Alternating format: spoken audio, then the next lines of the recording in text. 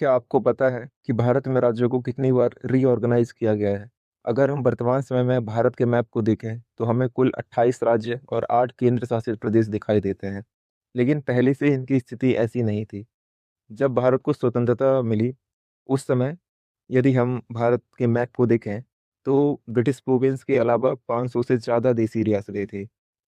जब 1950 में हमारा संविधान बनकर तैयार हुआ, उस समय भारतीय राज्यों को कुल 4 भागों में बाँटा गया था, ए, बी, सी और डी। भाग ए में ब्रिटिश भारत के प्रांत थे, जिन पर अंग्रेज़ों का सीधा नियंत्रण था। भाग बी में कुल 61 अन्य देशी रियासत थे। उनमें से जैसे हैदराबाद, जम्मू और कश्मीर, मध्य भारत, मैसूर, पटियाला एवं पूर्वी पंजाब संघ, पेप्सू, राजस्थान, सौराष्ट्र और त्रावणकोर। भाग सी में चीफ कमिश्नरी प्रांत थे, जिन्हें यूटी कहा जा सकता है।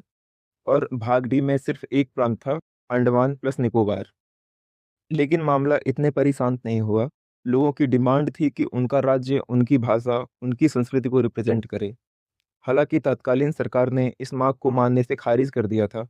उनका मानना था कि इससे मिट्टी के लाल की अवधारणा को प्रोत्साहन मिलेगा, लोगों में भाषाई आधार पर अलगाववाद की भावना पैदा होगी, देश की अखंडता के लिए घातक है।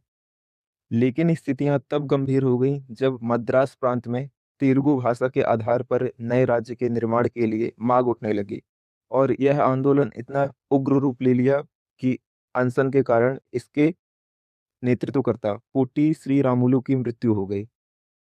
इस घटना ने सरकार पर अच्छा खासा दबाव बनाया, जिसके बाद 1956 में राज्य पुनर्गठन अधिनियम 1956 लाकर भाषाई आधार पर 14 राज्य और 6 केंद्र शासित प्रदेश बनाए गए। इसके बाद 1 मई 1960 को बॉम्बे को खंडित करके गुजरात और महाराष्ट्र 2 नए राज्य बने। गुजरात गुजराती भाषा के आधार पर और महाराष्ट्र मराठी भाषा के आधार पर। आगे चलकर 1 दिसंबर 1963 को असम में से नागालैंड का क्षेत्र काट कर नागालैंड को अलग राज्य बना दिया गया। इस प्रकार नागालैंड भारत का 16वां राज्य बना। आगे पर 1966 में हरियाणा नाम का एक नया राज्य बना, जो पंजाब से अलग करके बनाया गया था। और ऐसा करते-करते वर्तमान समय में हम 28 राज्य और 8 केंद्र शासित प्रदेश दिखाई देते हैं।